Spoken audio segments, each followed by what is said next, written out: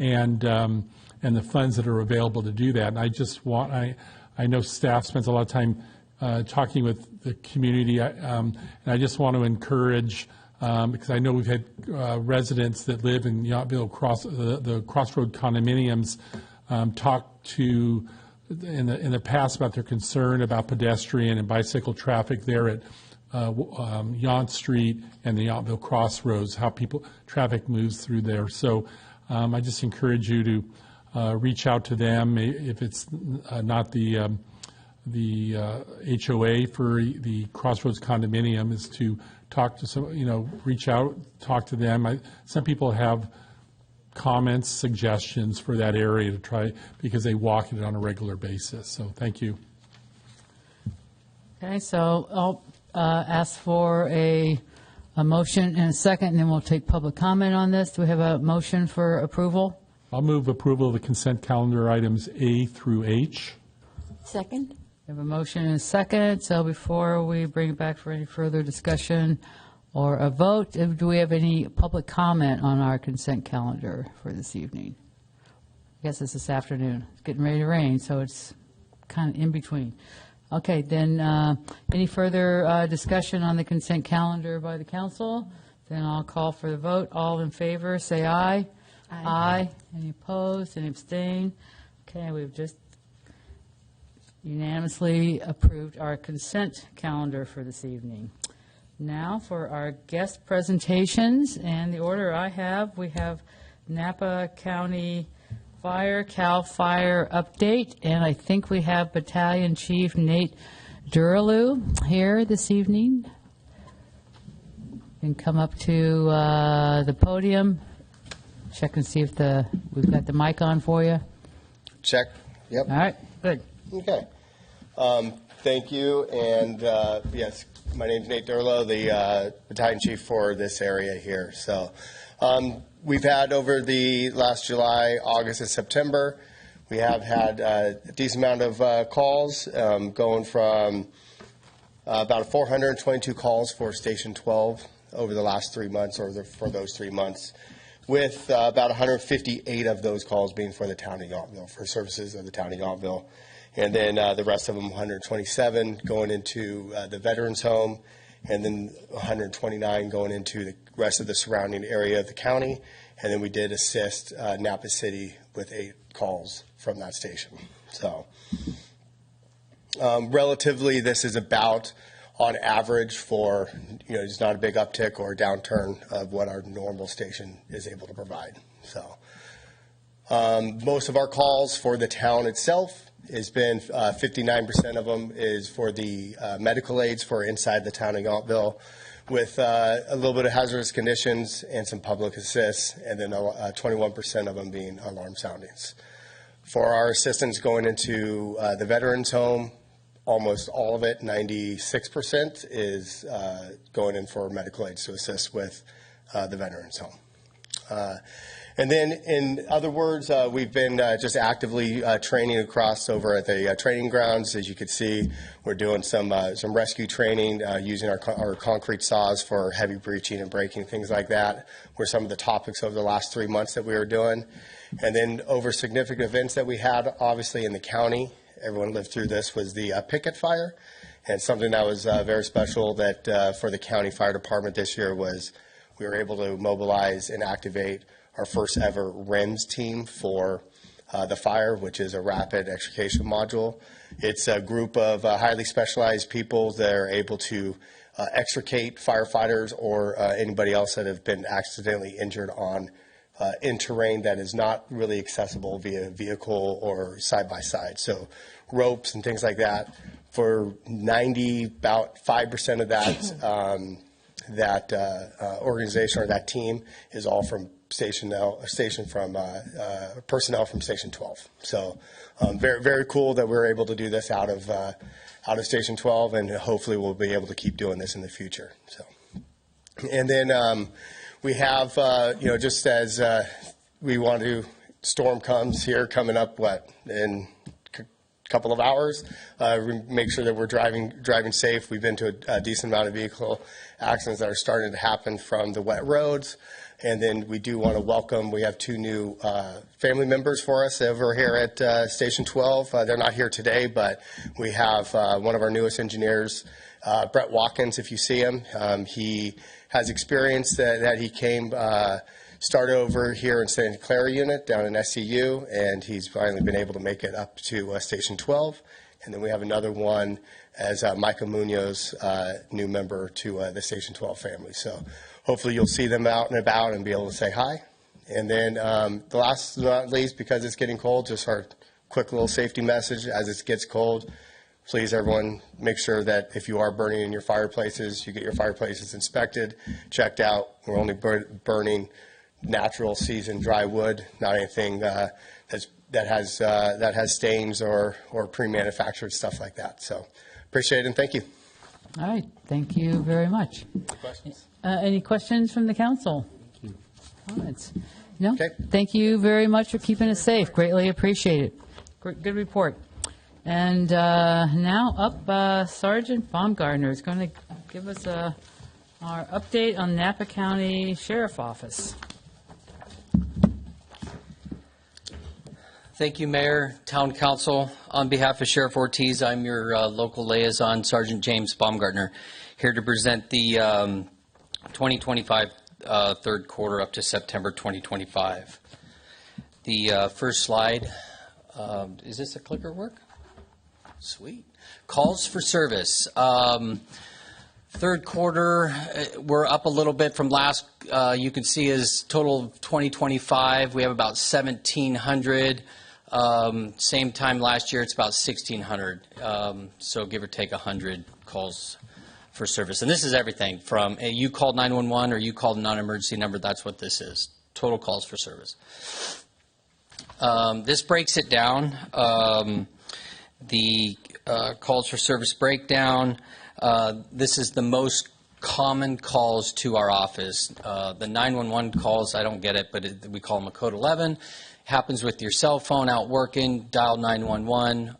In the rainy season, I don't know what, the water gets into the phone line and it dials 911 and we wake you up at 2 o'clock in the morning saying you're calling 911. Huh. It happens. It's the weirdest thing. I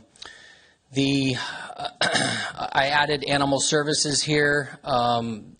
We didn't have that before, but I did add that one. It's up a little bit. It's not because of the dog park. We only got one call out there. It was a misunderstanding. This is traffic data. This is not, and it has nothing to do with any traffic accidents out on the highway. CHP handles all that. And this also does not include exchange of information. You get an offender bender, you don't want anything done, there's no injury. You give this information, poof, it's gone. But the call for service is back there in the other slide. You can see that traffic citations up and traffic stops are up. I believe that is from, we now have 2 Yountville deputies that are field training officers.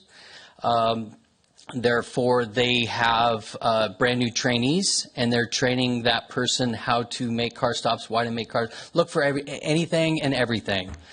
We might not stop you for a broken tail light, but the trainee's gonna. So that's why we have a lot of traffic stops. That's my personal opinion, what's going on there. This does not, the traffic stops does not hold the new stop sign. We have a lot on that new stop sign. That's going to be our next report because that was in just this past month. What else? Let's go to the arrests and reports. So as you can see up on reports, again, I think it has to do with the trainee because they're writing reports on everything. They need to be backlogged. We need to expose them to everything. And we're writing reports on just informational reports we're always writing crime reports, but we're stuffing them with everything. So just to get their mind going. So that's why I think you see a lot of, a little bit higher on that. And this is a breakdown of the actual arrests. This is the most, the crime breakdown of the violent crime and the most common. You'll see an assault with a deadly weapon. That came into our office, but that was a vet's home call, and it ended up to be unfounded, but it created that call here. Simple assault was an assault out there and at the Veterans Park. That person was cite and released on a misdemeanor citation. What else do we have? We have an auto theft that the person reported his car stolen, and then later realized he parked it somewhere else, and so we had to get that out of the system. Alcohol was not involved. Vandalism, that was French Laundry Garden, and I believe, no, twice. French Laundry Garden twice. Somebody decided to break some stuff out there. Those investigations are still active. Training engagements, these are some of the things we did throughout the year. Softball with a vet, always a great turnout. Yountville Night Out, again, great turnout. Got a lot of good feedback from the community.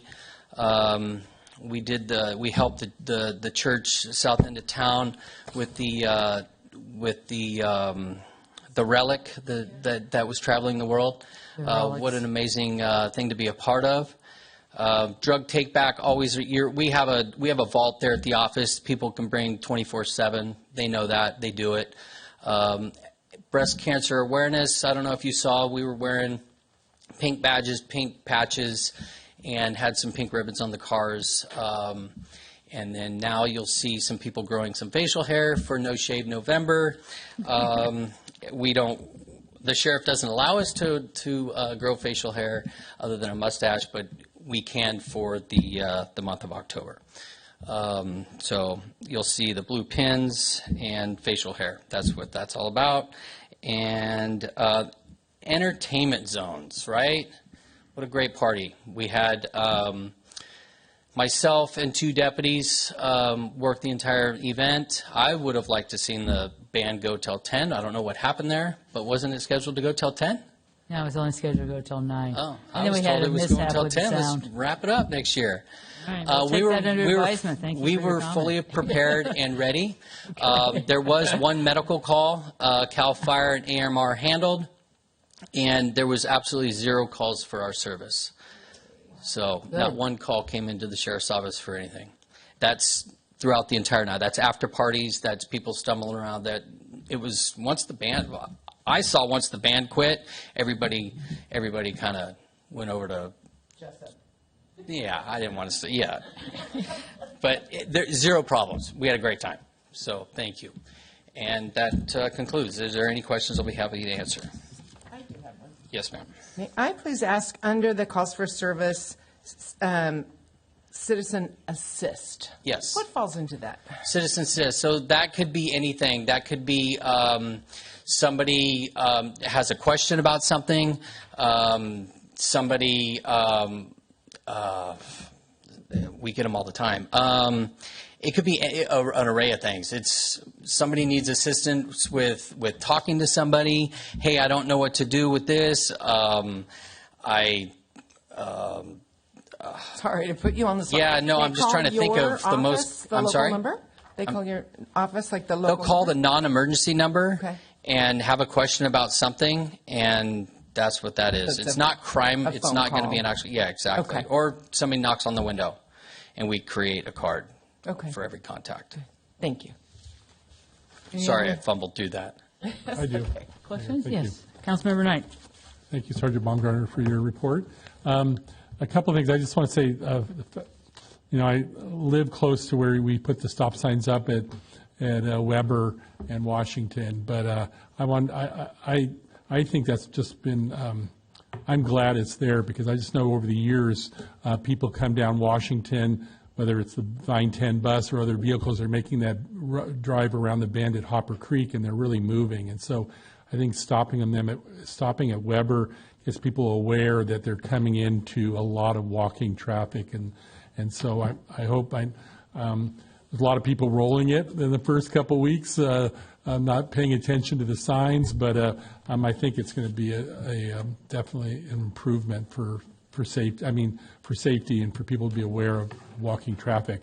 And then just going over to the Halloween party was great, but I just noticed walking back after it got dark on Jefferson and all that, some of those streets are very dark, and so maybe working with the chamber next year, just trying to light at like Starkey and Washington, the detour signs, so as they move down Starkey, they know where they're headed, because there was a lot of children and families moving on Jefferson and Padrone and things like that, and just it's dark on those streets there. It's part of Old Town, and we like it, but lighting maybe some of the detour signs somehow will help people move through the area when they get.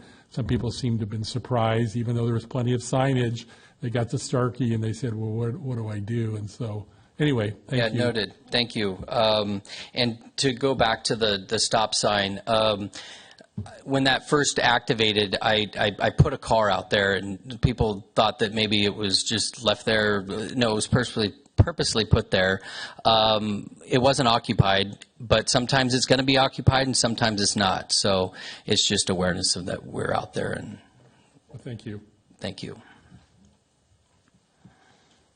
No other comment? Thank you very much for Thank you. the updates. I appreciate it. All right, now we are, did I find my agenda? Here it is. We are now moving on to item, we have no public hearings. Yes, that's right. And one administrative item, this is to receive the Yountville Commons pool presentation and provide direction to staff. So, Brad, are you going to start us off and introduce a few people? Yes. Okay, thank you. Brad Ralston, your town manager. I will just give a few remarks and turn it over to Samantha Holland, your Park and Rec director. And we also have Donovan Allman from Donovan Wellness Solutions, the current operator of Yountville Fit, that will be talking about one of the models for operating a potential pool. What I want to say is, we worked through the visioning stage. There was discussion during that time. In some visions, we showed the pool. In some visions, we didn't show the pool. It was never a kind of resolved issue. As we moved through the planning phase, and most recently when we did the October outreach, or September outreach that led to October, the pool became a really I think, key decision point. And I feel like I've heard the community discuss it from all angles. I think we've tried to sift this down into 3 options, which you see before you in the staff report that we all work together on. And I think those 3 options are a municipal pool, which means a pool still operated with a fee structure, but by the town staff, and then a pool operated in a partnership model with Donovan, and then a no pool option. And we recognize there are variables to all of these options, and I think what we're asking today is for direction so that we can move into the end of the planning phase without this being kind of a lead issue. Our intent is December, January, February to have staff reports that will sort of guide you to a place where you will have all the information needed in order to provide funding decisions related to the building stage of the commons. But we do not have all those numbers today. We do have some estimates, and they are just estimates. When you look at the $500,000 number for the construction of the pool, that's an estimate that's from our designer, but through a contractor. So I think that's generally a decent number. And I think always important, obviously, as we consider any funding, is the one-time and the ongoing costs. So I think, I know you know all that for purposes of people at home and the crowd. That's an important distinction. We're going to do our best, and I know Samantha did a really good job of creating these financial scenarios. So I'm going to turn it over to her. We're going to go through, I think we're going to have Donovan present, and then back to Samantha, and we can answer clarifying questions. If there's any public comment, we'll take it, and then obviously seeking your direction this afternoon. Thank you. Okay, so I just wanted to give a brief overview of the project that we're talking about. And so it's shown here up on the screen is the rendering of the 3-lane lap pool that was proposed. And so we outlined that in the staff report. It would be 75 feet by 21 feet rectangular pool, 3.5 feet deep to 4.5 feet deep. So very much structured for lap swimming and fitness classes and some swimming lessons. And so that's really the project model that we proposed. I know that Donovan was working with this proposal for his numbers as well as my numbers. And so as the project is shown, it creates a fenced off area off the back of Schmidt Hall. And so there is a small pool deck area as shown, but not extensive. And part of the plan, not included in the $500,000 estimate, would be building out the restrooms to include locker rooms and making those more suitable for adults' use as well. And then there is in the model a proposal for a hydrotherapy spa, which is to the right there. And if the council's direction is the municipal model, we would request eliminating that. It just doesn't make a lot of feasible sense if we were to operate as a municipal pool. I did want to point out the laws governing safety, oversight, and operations of a public pool facility are clearly outlined in the California Code Title 22, and those apply really regardless of who operates a public pool. The main change between a model of municipal pool and what would be a partner model is really the lifeguard oversight when the pool is open, and it really is a requirement for most local municipalities and state municipalities to always have a lifeguard on duty. And that's the standard for adequate risk management. And during, we have, as you know, we're part of a Sierra risk management pool, and is really the standard of the agency, or of the standard of, I can't think of the word. Industry. Thank you.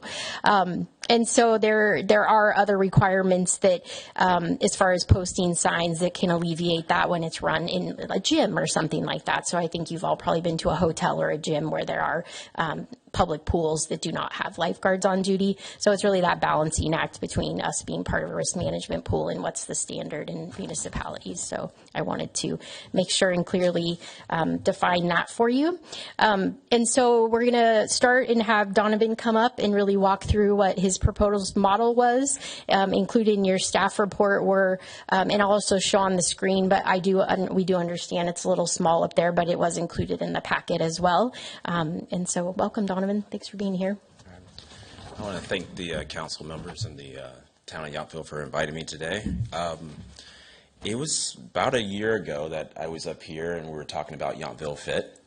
And I think before I kind of jump into the pool portion, I kind of want to discuss how it's gone so far. I think one of the things that's happened is it's truly been a success. Currently, as of Friday, we have 297 members, and we opened January 6th. So our team has been working extremely hard to make that happen and really bring hospitality and wellness to the community. 87% of those people are residents. Wow. 8% of those are people who work for the town of Yountville or work in the city. And then 5% are non-residents that live within 5 miles of the city. So it's really been truly remarkable. And I think the thing is cool that we've grown to those numbers. We're a little bit ahead of the schedule when it comes to that. And I think it's based off our team and the community coming together.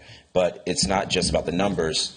Like right here, I have over 60 reviews, positive reviews of people who've come to the gym, who are members, how much they love it, how much it's changing their lives. So, that's something to be very proud of. Also, the last thing is kind of talk about a little bit of our experience, Don's Wellness Solutions, when it comes to working with pools and aqua programs. We've been working with the city of Calistoga for about a decade now. We do a lot of their adult programming when it comes to aqua aerobics. And just this year so far, we've done nearly 526 aqua classes this year. About 165 of those are with Calistoga Rec. We've done some with Healdsburg Rec also. So we have a lot of experience when it comes to programming out pools, providing opportunities for adults and for kids. And so when I speak on this, I'm speaking from a space of experience similar to what we've done with Yountville Fit. So this model I'm going to kind of go through, the numbers that are up here is kind of based off of us, Yountville Fit being able to cover all the energy costs, the daily maintenance of the pool ongoing once the pool is built. And these services that we'll provide, it will be a programmed pool where we'll have aqua aerobics, we'll have master swim like lap swimming. We'll also have opportunities for group swim lessons. I think one of the important things is having opportunities for kids to be water safe. So that will be a model that will be a part of our plan, especially in the summer. And then we will have opportunities for physical therapy and private training. Right now, people who need access to a pool for those type of services have to travel a decent distance to make that happen. And so our model, similar to what we've been able to do at Yountville Fit, will make that possible for the town. And with the town having, we have a decent amount of citizens that are over 50, having an opportunity. Well, I'm in the chamber, so I have to speak correctly, right? But it's one of those things where it gives a wider approachability to the town. There's some people who are not gym people. We approach and we try to make that welcoming for everybody. But there's some people who want to be outside. They want to be in the water. It feels good on their joints. There's people who have knee replacements, hip replacements. And having those options and those therapy options is really important. And I think it would make a big, getting to know this town for over 2 years deeply in terms of what their needs are. What I put together and what I feel kind of deeply with our team, what we can do, will be very positive for the community. Okay, so kind of breaking down a little bit of some of the numbers here. We kind of broke down different opportunities. So what would happen in the first year pre-opening? What expenses we would have. We would have some expenses when it comes to lane lines, equipment, some insurance, laundry, towels, those type of things, and then staffing to kind of get the pool ready, to hire the current, hire the right staffing for the pool when it comes to a supervisor and such. And then in year one, once we're up and running, we will have opportunities for people who are currently gym members to be able to add the pool as a component. We believe at least 60 of our 297 members will do that based off our predictions, and that's I think that's conservative. And then we will believe that we'll get at least 40 people who want to join the gym and have the pool option also in that first year. And then, like I said, there's some people who are not gym people. They just want access to the classes, the pool classes. So we will have a membership option for that also, which is broken down. And then all this is about approachability. So there will also be opportunities for people who just want to drop into a class. If they don't want to commit to a membership over several months or over a year, there will be opportunities for them to drop into classes, drop into lap swim. We talked about swim lessons for kids in groups. And then we'll have physical therapy or private training available for those who need it. Kind of showing this over the first 2 to 3 years, it will, by the second year, we'll break even. And then I think after that, it will start to be profitable, where we can make it sustainable, continue to do the things that we're doing with Yountville Fit, where we can make improvements. Our goal is always to be ahead of the curve when it comes to therapy, to offerings. So this model kind of provides that. And I think I'll kick it back to Sam here. Are you going to move on to option 2? Yes. What I think I'll do is ask the council if they have any questions on each option as we move along. And then after that, we can do some just more discussion, and then I can take public comment just so we can see where the flow is going to go. So any questions for Donovan and his presentation? Yes. As soon as somebody hits their button, I'll call on you. Vice Mayor McKee. Thank you, Mayor. So of the 297 current members, I don't, as a member, I don't recall being asked or surveyed about usage of, if we'd be interested in using a pool. Yep. Did you do anything like that to come up with the number of 60? No, I didn't do a direct survey of that, but it's going to be based off experience of our current gym in Calistoga. We have a pool option, and knowing getting to know the members and what we need from a projection standpoint, I base that number based off what to make it a viable option. And do you know the ratios of neighborhoods with pools in Calistoga as opposed to the ratio of neighborhoods here that have pools? I do not. Okay. Yeah. That was my initial questions. Thanks. All right, Councilmember Tripp. Well, I really have nothing but congratulations on almost 300 members in such a short time. Not surprising, because it's a very well-run and nice place to go. So thank you. I enjoy it, although I need to go there more. My question is, and I realize you are sort of shooting a little bit in the dark when you develop some of these costs. So I totally get that. And I also should say I had the opportunity, just in terms of conflict of interest, to speak with you before. So I've had that opportunity. One of the big numbers in my experience, having managed the whole risk management for the UC system, which has pools and students doing crazy stuff and just a lot, is pools are very high risk. And actually members of the community have mentioned that to me.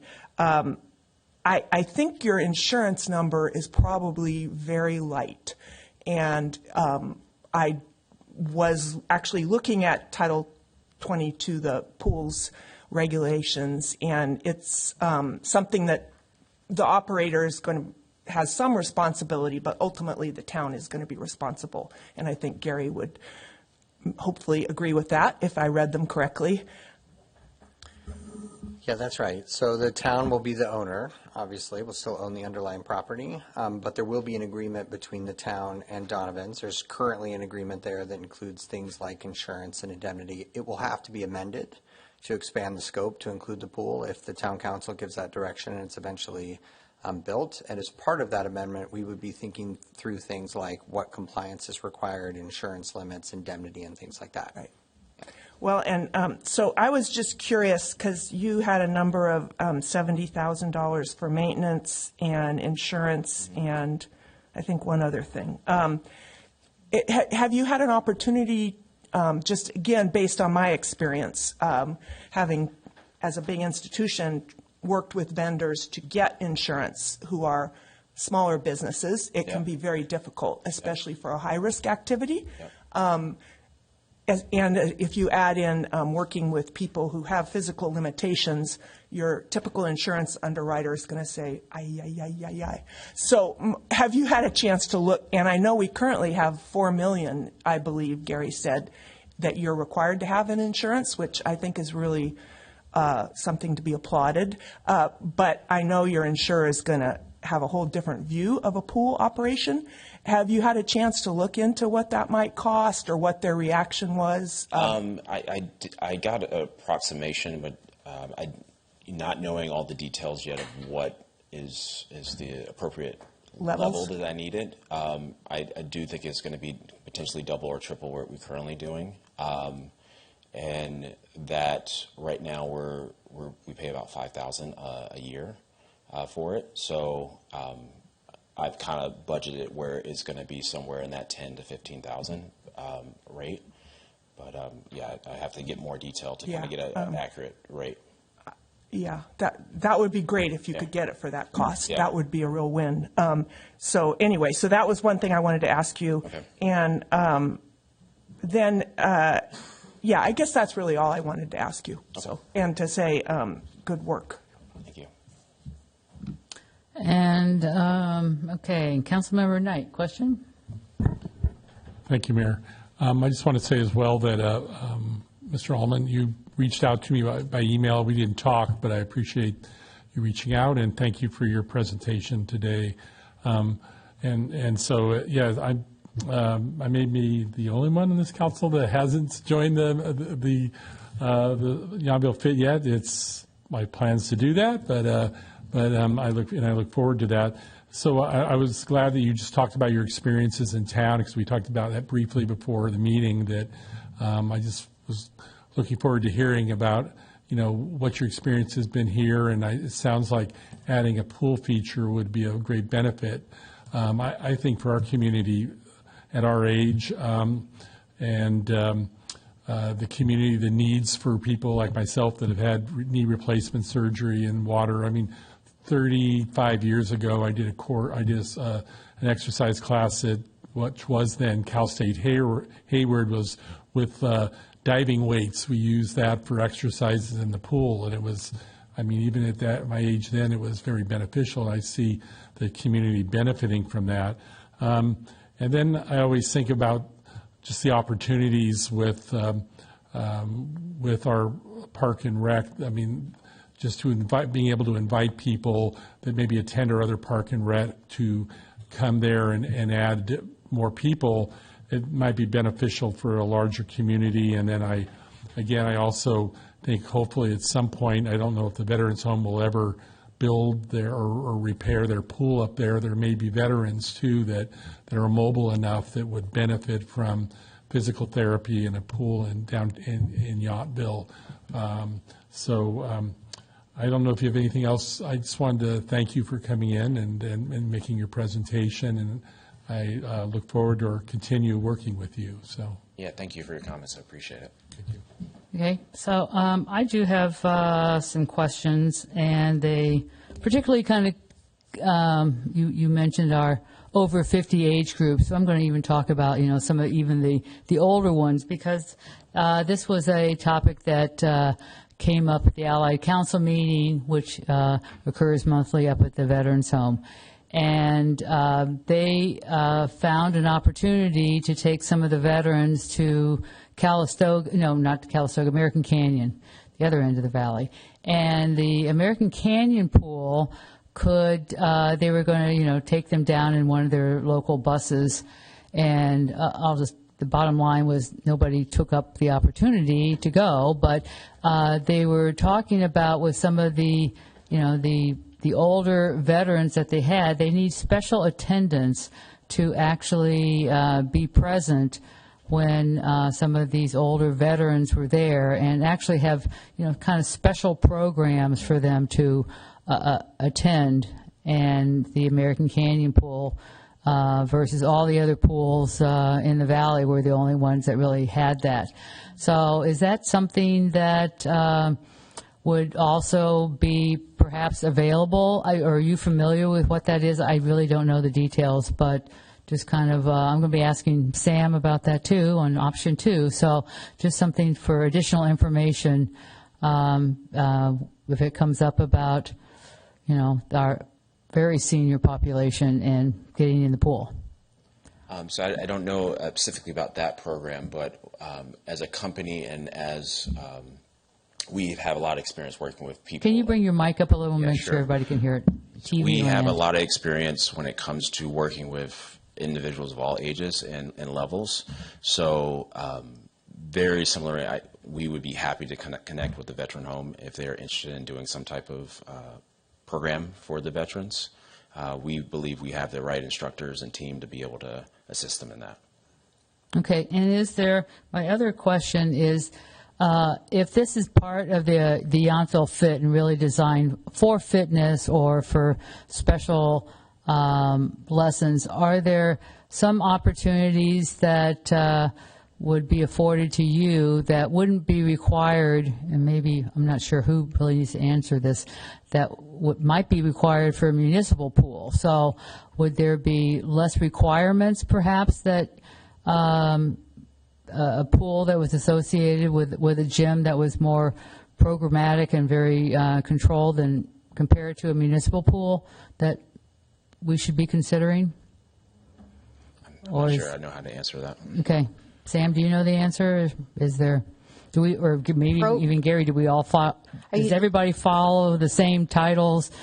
that are required for Yes. municipal pools? So as Title gym pools? 22 applies to any public pool. It's really the approach of how it's staffed and overseen. And so, and also, being part of a risk management pool of other cities and kind of the standard of care is really what our staffing model would be based on, where we would require a lifeguard be on duty anytime the pool is open. But legally and liability-wise, there are other options available to usually private gyms and things like that. Okay. I did want to point out, so we discussed this even earlier, is that because the town would still own the property, there is a level of property insurance that the town would carry regardless. It's really the liability and that type of thing that would carry towards an operator, but then there would also be requirements from CIRA that a liability waiver also name the town. So there are a lot of steps in place, and not all that unfamiliar with, because when we did run a pool, we were not running our own pool. We were contracting to run a pool. And so although in the reverse, very similar in the requirements. So Okay. is that what you were asking, Margie? Yes, Okay. yeah. Definitely more to come on this topic once we kind of figure out where we're going. Vice Mayor McKee, another question? And I want to say, I'm sorry, I jumped right into questions and didn't tell you how much I love the gym and your team, all of it. I get so nervous and I think, I've got to just get to the question. So now, actually, the mayor's questioning made me think, and especially when you're thinking about rehabilitation, what are our ADA requirements, and do those change whether it's a municipal pool? So would we have a lift Yes. there in the pool? I didn't see it. Yeah, in so the regardless, it's a images. new construction, and so we would have to meet all ADA requirements. So in that model, the pool as well as the spa would have to have an ADA accessible lift, and then any of the new locker rooms or restrooms. The current restrooms are ADA accessible, but anything new construction would need to conform to that, regardless of the operator. It makes total sense. Thank you. So you're talking about both pools? Both option one and option two? Yeah, either model of the pool would have to meet all of those expectations All right, and laws, yes. And we did have the opportunity to speak on Monday, so thank you very much. And as you know, I asked if you were needing to step away, if you won the lotto or you got hit by a truck, or say you had a big lawsuit at one of the facilities and financially needed to step away from Yountville Fit. I know you said you have a team that is capable of operations, but as far as finances, I mean, how would that work? I want to protect Yountville for the long term, future councils, future residents, and we're in the process of looking at, whether or not to take on this expenditure. So that vulnerability concerns me a little. So is there anything that you can say to that? Yeah, so like we spoke, one of the things is to be able to do the things that we do here at Yountville Fit, but also across the valley and other things, to be able to do 526 classes this year in just aqua. I'm not Superman, so I cannot do that. And so we've built a great team, like I said, that can operate without me being involved. And I feel like that's the best, answer I can give you. There's obviously certain things that are out of my hands when it comes to what's going to happen in the future with my health and things like that. But our long-term goals and plans is to be involved with Yountville and to grow the wellness aspect of the community. Well, you are certainly doing that. Are you 100% owner, or do you share ownership with some of your leaders?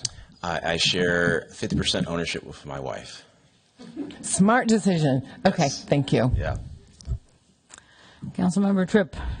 I just wanted to follow up a little bit on, because I actually pulled up Title 22 to look at it about pools, something I really hate to do. But, and it does appear to me at least that they are the same requirements, whether it's a public pool or operated by someone else. And again, I look at the numbers as kind of directional, not something that we could pull out necessarily and hold someone to. But again, on the cost elements, I noticed, and I know Sam is going to get to it, but since the mayor raise that question of whether the requirements are the same. I noticed Sam mentioned she would need to hire a certified pool maintenance company, basically. I don't know if I said that correctly, which is like $60,000 in Sam's idea, which I think she said she checked with other people. And you have totally budgeted $70,000 for the maintenance, the insurance, and some of the upkeep. So I guess you acknowledge, or you understand you would need the same level of Yes. certification. And Yes, I yes. dug through it a little bit, and I couldn't see where they said you actually need a certified, but Yeah, so you have to Sam have a is very certified good up pool on this operator stuff. assigned to every public pool. It's a certified pool operator, and you Okay. can have that in-house. We had it in-house when Okay. we operated. We had trained public works staff, but you can also contract with companies to provide that. But there But has you have to to be be an assigned certified? person. Yes. Okay. Yes. So would you plan to, and again, I'm not here to nitpick, but I'm just interested, would you plan to get someone on your staff certified, or have you kind of had a chance to think that far? Yes, I have. I mean, not to the extreme detail. I have one staff member who currently has done it for a previous pool gym here in Napa County, and he works currently for our team at Yountville Fit. Oh. And so he was the one able to give me some of the numbers and the equipment, and he's already on staff. He's already salaried for us, so he's already kind of within our Yountville Fit budget. Oh, that's tremendous, because water quality and people getting sick from water and stuff can, or allegedly getting sick from water can become a big issue. So that's good. That's very good to hear. Yeah. Thank you. No problem. All right, so we are now going to move on to discuss option 2, which is Samantha, so don't leave the room. You will probably have some more comments or questions perhaps for you later. Thanks. So, All right. Thank Sam, you. Turning it over to you. Uh-oh. An error occurred. That's okay. I don't need to look at it. My computer just went down. So thank you. So I'm here to present the municipal pool model. And under this model, as well as under the model just presented, the partnership model, and I probably should have said this before, the town's responsibilities would remain the same as far as constructing the pool and ensuring that it's, constructed to code and all of that development. But under this model, the town municipal model would also, thank you, because that's hard. I can see it though.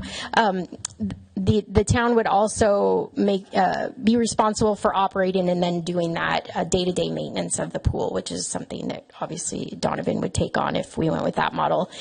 So just a little history. We operated the Veterans Home Pool for a very long time, but only seasonally. So that pool was open June through August, and that this model would be significantly different. And so I want to make sure I'm clear about that, and that's how I approach the numbers. And I really want the community to understand that this would not look like that. It would not be the same facility, and it wouldn't be able to serve the same needs as that pool did.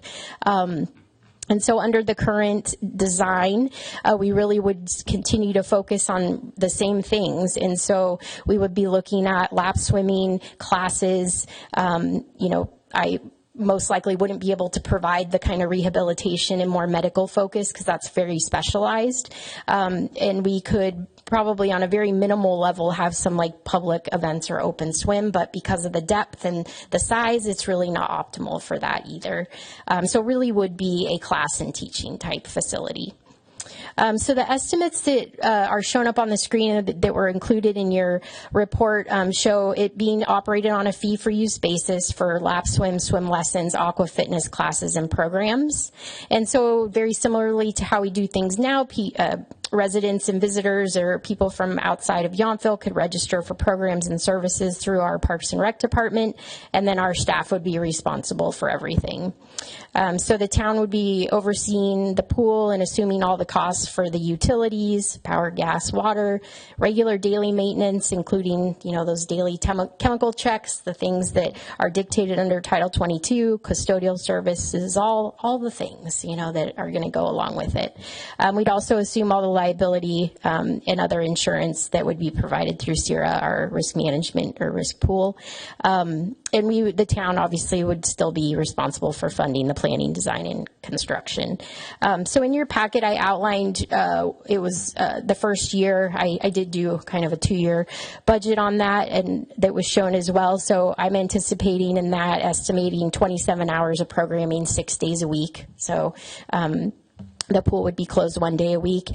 Year one shows an operational deficit of $335,000. And I did break that out with what I consider pretty reasonable estimates for what revenue could be and then expenses.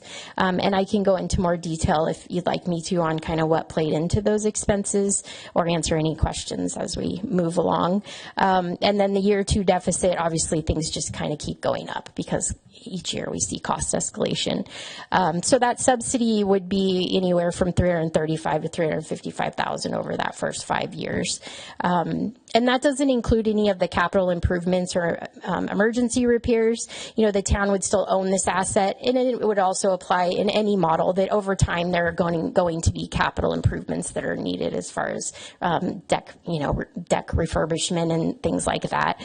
So there'll be some ongoing costs regardless of the model. But we are looking at, the part-time staffing estimates. So 4 lifeguards, 2 swim instructors, and then some time for some expenses if we have contract instructors who teach things like aqua fitness and things like that. Coming into play is really the allocations of full-time staff. And so we would look at allocating a maintenance worker, even though we are estimating contracting out the regular maintenance, we would still have maintenance that would fall to our public works department for filling in the gap. The estimate I gave is based on American Canyon, a percentage of that. They contract out their pool maintenance, but it's a 3-time-a-week visit, whereas the requirement is you have to test every day. So there would still be a staffing impact to that to keep it more manageable. And then obviously recreation coordinators, supervisors, so the staff that are in charge of overseeing all these things, and then our part-time staffing.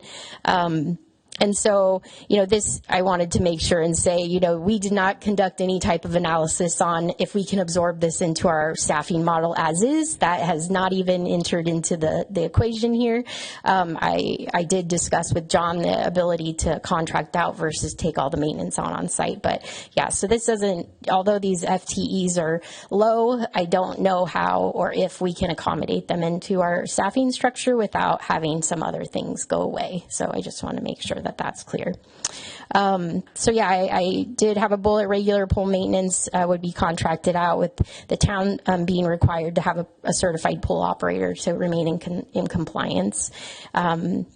And then the liability and property insurance estimates were based on CIRA. So those are typically tied, as far as liability insurance, it's tied to payroll is how they allocate it. And so we ran those numbers, and then the property insurance was calculated based on their requirements.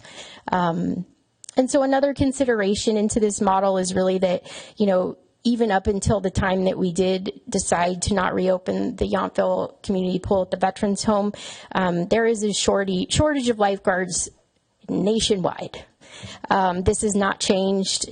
Very recent data showed that very clearly, and also all the trainings and listservs and things that I remain on. And it's not uncommon for cities not to be able to even open a pool seasonally or get enough people to have full load of programming because of it. It typically draws a younger population, but they really are first responders.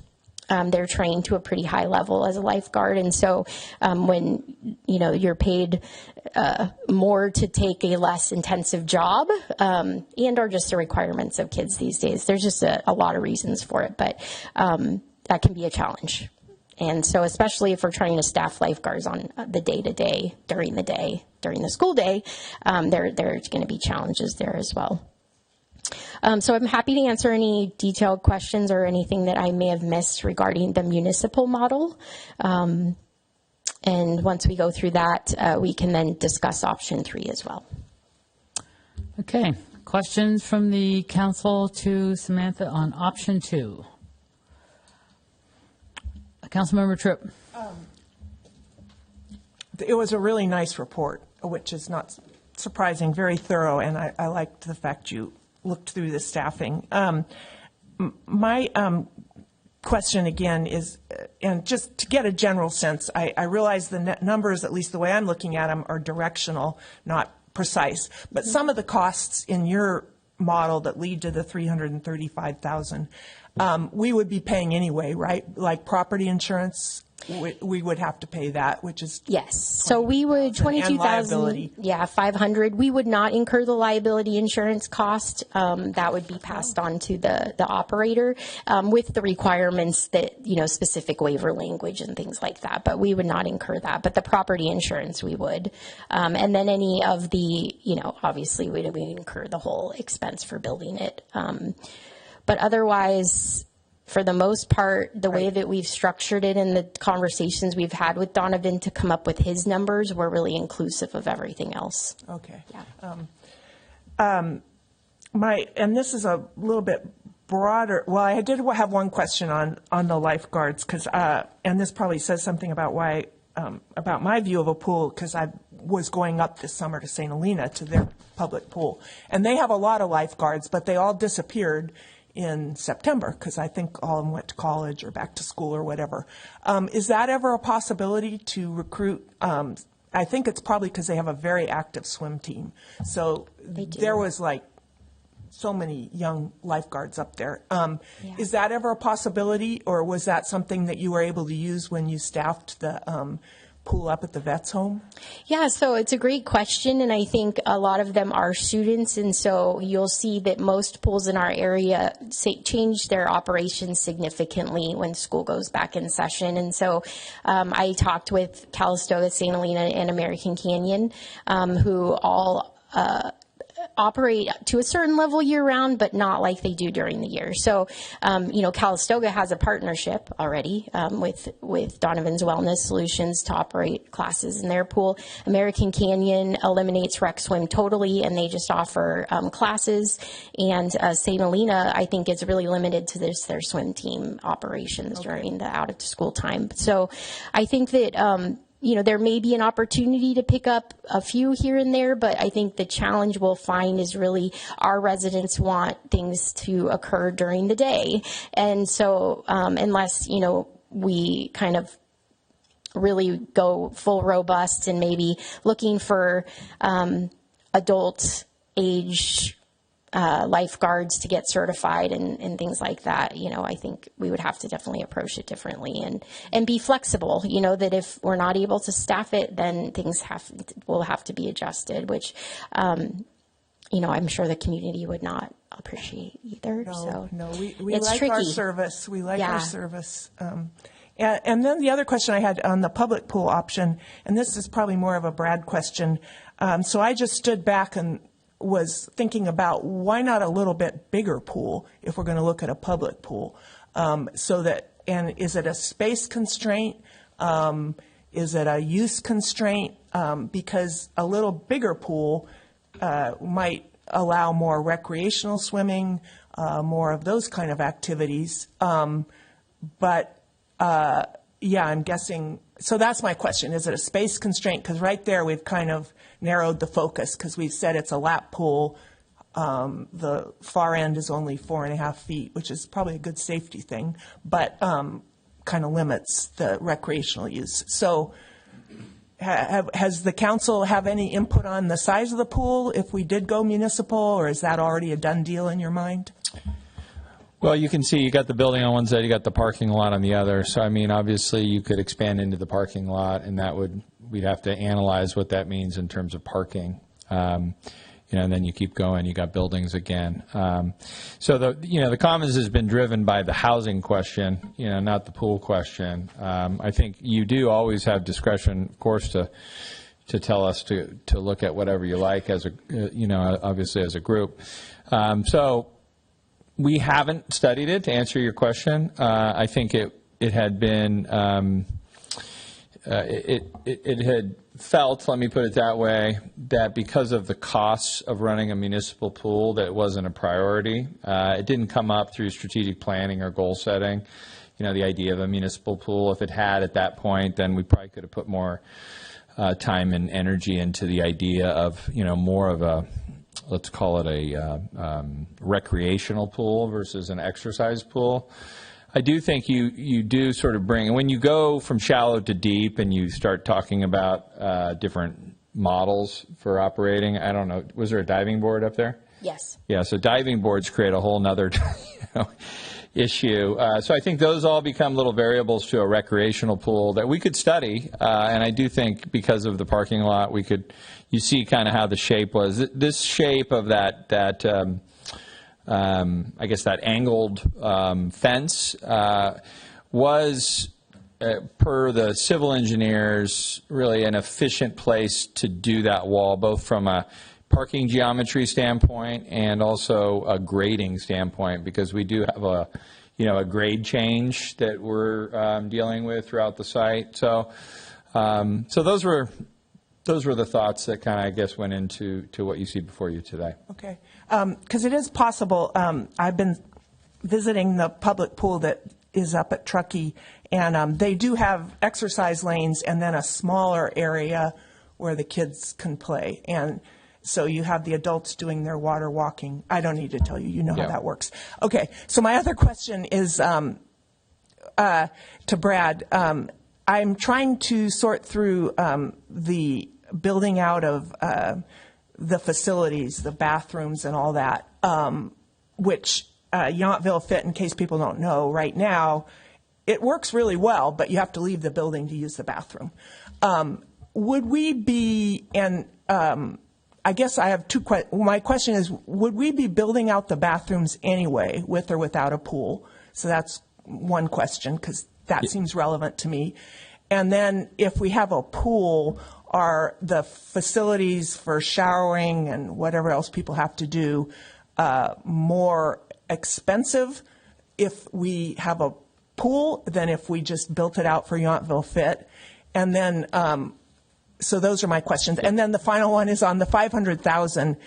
That doesn't include the bathrooms or any ADA equipment or all that, does it? I think it includes the ADA equipment in terms of getting in and out of the pool. It does not include the bathrooms. Okay. And so to address your other two questions, we see the need, and we've talked to Donovan about having separate bathroom facilities for Yountville Fit and Schmidt Hall. We do obviously our camps there. I do think there's an issue in terms of just how we separate those two and how we make sure that we're serving the public and I think the membership. We are currently looking at how we can do that by, in essence, reconfiguring the existing bathrooms such that the bathroom that's to the north would be for Schmidt Hall and the bathroom to the south would be for Yountville Fit. We have a center unisex bathroom that can also be utilized. So that we feel like is needed regardless of the pool versus the non-pool option, and we are working on that today. And if there's if we can fit that within our current budget, we would likely move forward to do the reconfiguration. What you see here, you can kind of see is the idea of screening. There are columns that exist along that. And this gets into this question of, can the lockers and the showers be sort of partially outdoor, screened but not conditioned? This is something we'd have to talk more with Donovan about as we assess the options. But that clearly would be a much more cost-effective approach to having showers and lockers than, trying to build out an additional conditioned space with, all that comes with that. So I think the answer, yes, to both, and I think it will be hard until we get clear direction on the pool to really kind of quantify what the pool additional cost for showers and lockers. But we may, I'm looking at Donovan as I talk, and I think we may want to consider that without the pool too, because I do know there is a need. We sort of have a makeshift changing room that we've established that works but doesn't really meet the quality of the current facility. We did, you and I, talk a little bit about the outdoor showers. And when I went home, having gone to school in San Diego, I thought, well, Brad is still probably in his San Diego mode. There I might have gone outside. It's hard enough to get in the pool in the winter, let alone shower outside. So I don't think this is determinative, but I do think showers are and you say conditioned space, I think you mean then with the roof and ventilation and all that. That could be an expensive undertaking. Yeah. And I don't really see people in Yountville, given as we've already alluded to our high service level expectations, showering outside in the winter. Summer would be fine. But anyway, part of so I this just is- wanted to say that. Yeah, well, I mean, I also lived in Tahoe and Berkeley. I've been exposed to the elements. I think the issue is like And Yountville, don't forget Yountville. I wasn't.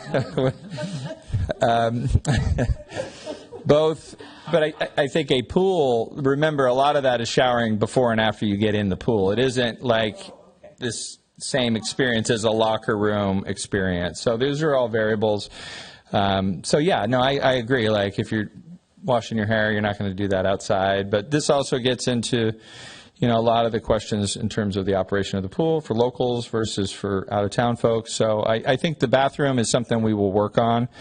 I don't think it's a driving force for the pool decision, but we will continue to work on it. Councilmember Knight, question? Thank you, Mayor. Option 2.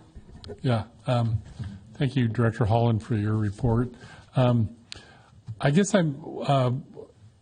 what interests me is just the challenges. And what I guess first I want to say is that we're very fortunate to have your experience and Director King's experience as our financial person over the years that we ran what was just at best a seasonal swimming program, and just the challenges we had just of a short program in the year. I appreciate the report, but what I see one of the weaknesses of the town running the program is that the need and I think the value for this pool is really for an older population. And as you mentioned in your report, that means having staff and people available at 9 and 10 o'clock in the morning and not on just weekends and things like that. So it just seems to me that there really are challenges to the not only to just the costs and expense of running it, but of not being able to provide the services that maybe a fitness center could, and really addressing the needs of an older population and what they need for therapy and all that. But I am just curious on a couple of questions. You talk about lifeguards, and maybe this is also a question for Mr. Allman. Would the lifeguard requirement change whether it was strictly a town-run program versus the needs for a lifeguard where it would be blended maybe with a health studio? Would the needs of staffing change, or is the state law still going to say there always has to be someone there? Or So the law doesn't dictate that. It's really what the standard is in different operations. And so like Title 22 talks a lot about safety as far as water quality and things like that. But there's not technically a law regarding lifeguards. And so I think it more comes down to being good stewards and looking at the potential for risk, I think, is what comes down to why the standard in cities and municipalities is that you have someone trained to life save in water circumstances. And so also what CIRA would require of us as part of the risk management pool and the insurance pool. So, we all visit hotels, we all visit, other gyms in Napa County that have pools that are not lifeguard run,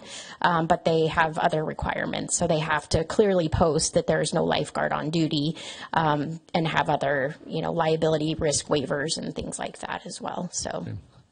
Thank you. So I guess just as a summary, it just seems to me from what I'm hearing from you that there would really be a significant challenge and expense for the town to run an independent program and provide the services for a older population in terms of staffing and all that. I mean, I think that I just know the challenges of operating a pool for 3 months out of the year and the struggle to staff that. And I really have a hard time confidently telling you that we could operate this pool to the level and the potential that it has for what our community would want. It would be a challenge. And I think that I will always find a way, right? But I think it's very challenging. And you may remember the last 2 years of running the Veterans Home Pool, I had to reassign a full-time supervisor to be a pool manager because I couldn't get a part-time pool manager for this season. And so that caused a lot of moving around within the department, but that person had the expertise. We couldn't recruit anyone, and so we reassigned them. And so I think that, and I'm not just basing my thoughts and feelings off of what was 6 years ago. It's also, being very active in the industry and knowing what the cities around us and really the standard of what's going on in specifically lifeguarding is, as well as just trying to employ older high school and young college students. It's very different than it used to be. Thank you for your report. I appreciate it. Absolutely. Thank you. So Samantha, I should have called you with this question okay. ahead of time, but just kind of fill in where you can. So, Absolutely. Because you've been able to run the pool up at the Veterans Home, I know I've been involved in those discussions on 2 different occasions. Can you maybe just give us some additional information about? And I think you're pretty familiar with what Donovan's model is, so maybe you can talk for him or. Guys can We can separate. bounce back and forth. Yeah. Go back and forth. So I would just like to know a little bit about municipal pool, your guesstimate for how many people per week versus I think we've got a pretty good idea from Donovan about people and the noise level and, and also particularly residents versus non-residents because we heard a lot about that over the years when you did. So if you have those numbers still in your head, just so we can get a good kind of comparison between the two. Yeah, so I can talk a little bit 1 and 2. about what the past was like. And so when the council did give direction to not reopen the Yountville Community Pool, I shared a lot of analysis on utilization. And at that point, across the board at the seasonal pool, that would have been lap swim, swimming lessons, and rec swim. Resident utilization was around 23%. And so the majority of the people utilizing that pool were not Yountville residents. But that obviously, as you know, is not always a driving factor in our decision making because a lot of what we do is to sustain great programming for our community is to invite other people to utilize it, right? I didn't really take a lot of that into consideration. Well, I did. So obviously I'm looking at, and Councilmember Knight asked a great question. I'm showing 300 enrolled, for swimming lessons. That's for an entire fiscal year. And so I would say the 80 to 90% would be non-residents because typically swim lessons are children, and we know that our population isn't robust here in that. Aqua aerobics, I would think, would be a lot of residents, and so I'm basing, enrollment on what I think would be a reasonable number of people to sign up for a monthly ongoing class. And then lap swim type membership, I think, could vary. I think it would depend on what the amenities are. If someone's going to drive up from Napa and lap swim on their way to work in St. Helena, I think it'll depend on, what other facilities and the showers and things like that. That's a little bit of an unknown because we haven't operated any type of model like that before. And then the lap swim drop-in, I think people would utilize that and potentially, bring their kid out on a Sunday if it's, all age lap swim or something like that. So, I'm really just taking a stab at these more programmatic numbers because if you remember, the majority of our use of the Veterans Home Pool was swimming lessons. So I do have a good pulse on those numbers. Right. And then rec swim, which is not really even an option with this model. So, I do think there in the aqua aerobics and lap swimming that we would have a pretty robust participation from residents. But swimming lessons, I definitely think would be something that's majority of serving, outside of Yountville. Do you think we need more parking for option 2 versus 1? As a guesstimate, it just seems like to me, especially when I remember the non-resident numbers, it seemed like I think that might be something.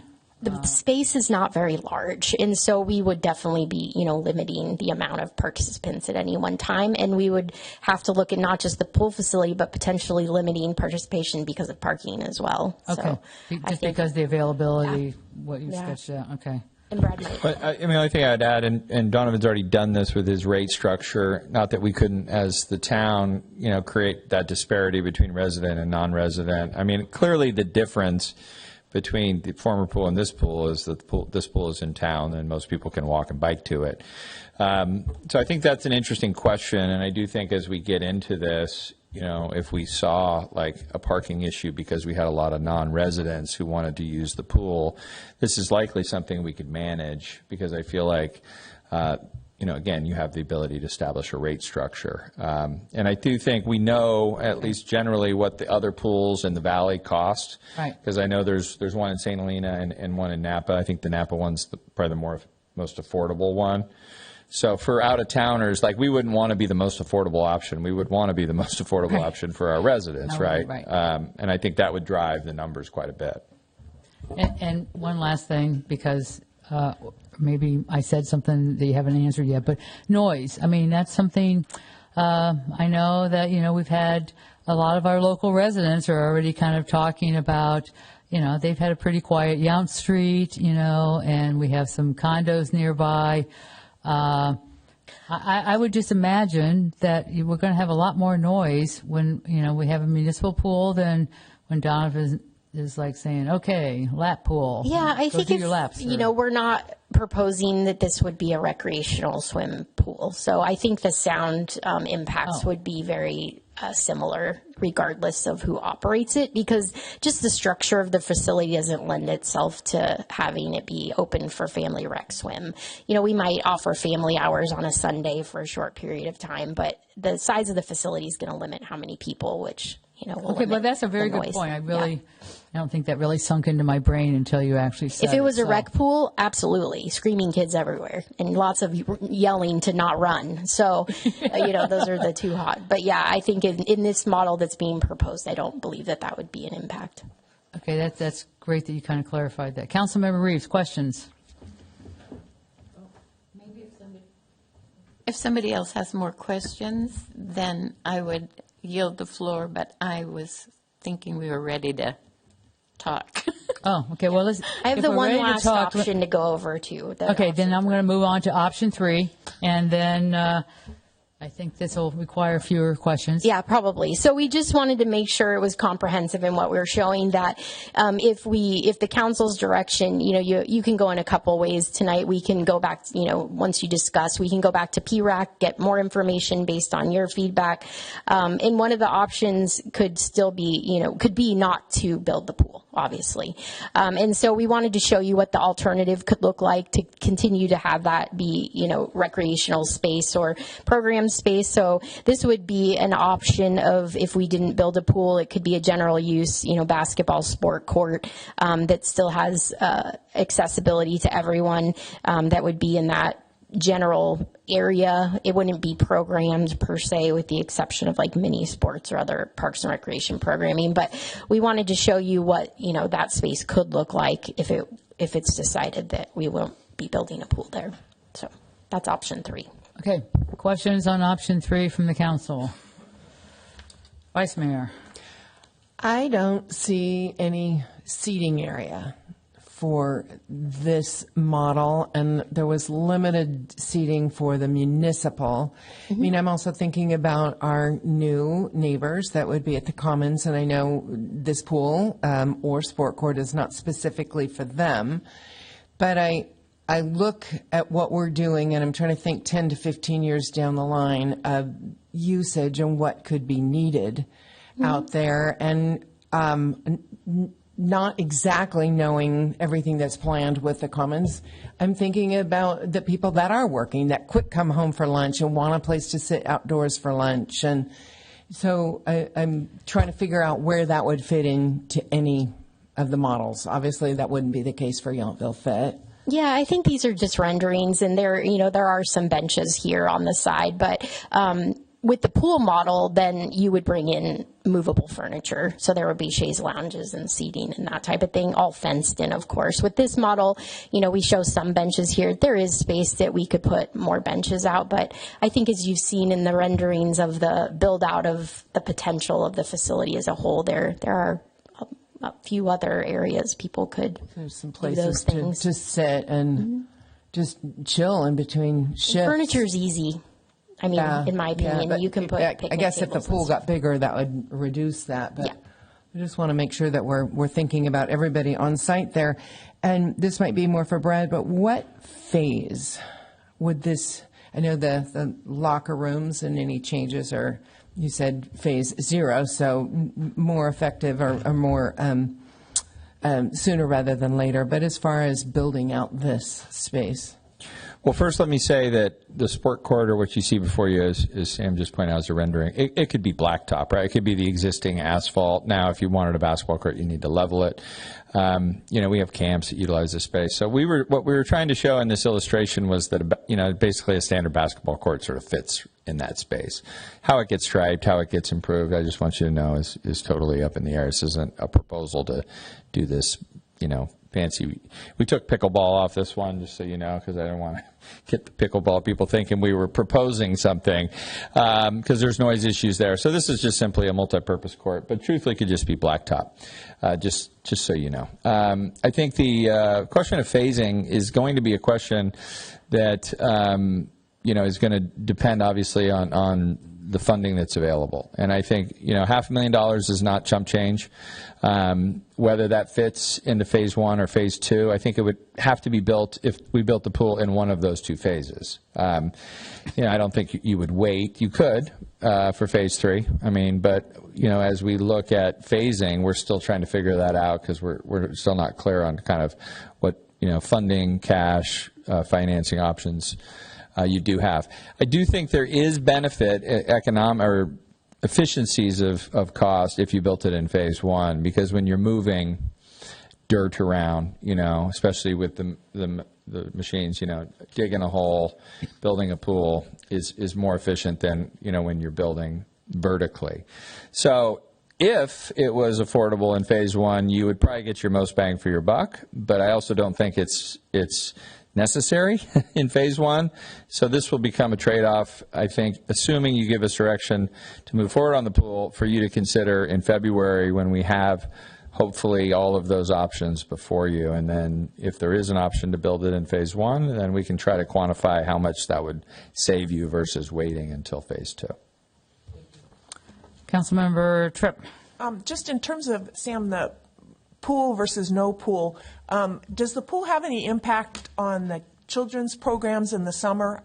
All the kids are out there, or maybe you're not planning to continue to use that space.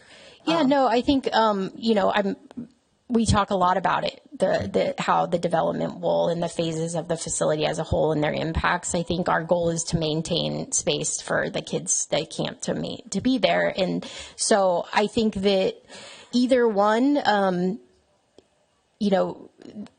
we have a lot of kids. And so the pool model most likely would not serve their rec swim needs, right? But there are a lot of other options, whether, Donovan and I have kicked around a lot of ideas, like, maybe we offer a during camp swim lesson where we walk the kids over to a swim lesson, then they come back. So there's a lot of options where we just could look at things differently and utilize it to make it a great service for people who are already bringing their children to us. And as far as, whether it's a pool or obviously if it's a sports court, we would be out there utilizing it. But if it's not and it's a pool, then we have amazing parks and facilities that we're already planning to better utilize when the construction starts taking place. So, Thank you. And Brad. Yeah, and I would just add to that, the oval, the meadow, the dog park, those will be parts of phase 1 and phase 2. So when you were talking about seating, like we envision the oval and the meadow to really have a lot of, different places to sit and enjoy that. The meadow is being designed so it can be used, for kids, doing, different flat grass type of sports or things like that. So don't forget, again, when this gets built, you will have what is at least envisioned right now as the open space park space that are those kind of 3 components. Thank you. Question on option 3, Councilmember Knight. Thank you, Mayor. First, I have to say, I appreciate the patience of our firefighters for sticking through this conversation this long. And there's really, you don't need to stay for this whole thing, but thank you for being here. And it must be the dedication of your training that you just can hang in and listen to listen to these conversations. But thank you. So I guess my one question for Mr. Allman is how he would use this option with your program, outside exercise programs, if this was something the town chose to do. I think with our, you can see as my brain's going, I would say with our current membership, it wouldn't provide as much value for us as the pool would. Because we have our front exercise lawn, we're able to use that for classes, and because our membership is over 50, we have a good amount of that. It's a sports court wouldn't serve that same purpose as a pool would. Okay, thank you. Mm-hmm. All right. Gotten through option 1, 2, and 3. All the questions. Public comment. Anybody from the public? This is your time to come up and say what you got to say. All right, Alan, come on up. Tell us who you are. Alan Tenscher, thank you for always enlightening, always engaging discussion. Thank you both for preparing so thoroughly. Specifically, I was curious about the initiation fees that were in the budget. I don't know if that can be addressed. There were 60 people and $6,000. Is that $100 a one-time fee? Is it some other number? So anyway, if that can be answered, I'm curious about that. And then I think we have the potential risk of creating something where a significant portion of the town may not be able to afford it. And I just want to encourage you that we do have a youth subsidy fund. We have a senior subsidy fund. And if we look at potentially $300,000 or $400,000 a year, if we run it as a municipal pool, there's a lot of money that could be put in those funds for people who can't afford to use the facility on their own. Why not? So anyway, those are my two, one comment and one question. All right. Thank you. Thank you very much. So Brad, Donovan, everyone's pointing at you. You're up. All right, cool. All right. Thank you, Alan, for that question. And so the initiation fee would be a one-time fee, very similar to the initiation fees that we do have for the gym. It gives our opportunity for each member to get a thorough walkthrough, orientation to the pool, so they understand the safety and everything like that. And so the initiation is a one-time fee. And that's $100? As of right now, yes. The initiation fee for members that live in Yountville would be a $100 fee. Yeah. Right, and then the annual fee for pool and regular gym for residents, what would that? Right now, we're looking at adding it would be $100 a month to be able to add it to whatever current membership rate you have, and that'll be kind of the ongoing fee. Yeah. Thank you. All right. First responders, here's your chance. Got any kind of a pool question? Come on up. Nope. Or All Ryan. right. We know we've talked a lot, so I can't imagine there's any question we haven't dealt with. So now with this, and so we're going to close public comment. We're going to bring it back to council for discussion and recommendation. So who would like to go first? Councilmember Reeves. Yeah, I have been waiting. Actually, I think with all of the information that has been provided so far, it feels very much like the most practical, easiest, and maybe best solution for residents to have a pool experience in Yountville would be the Yountville Fit model. And I want to just have us remember that when we had access to the Veterans Home pool, there was a fee for use of that, whether you bought a family pass or you paid per time to visit the pool. It was never free. So the idea of a subsidy, we could talk about for people who had a specific need. I think that that might be a way to handle that. But also, one of the things that was foremost in my mind when I heard about this idea of the Yountville Fit model with a swimming pool that was programmed is that we had a fitness center in Yountville quite a while ago, and there were probably a number of reasons why it couldn't remain in Yountville. But one of them was that it didn't have enough space and it didn't have enough amenities and didn't provide its members with options that we have now at Yountville Fit and what we're considering now.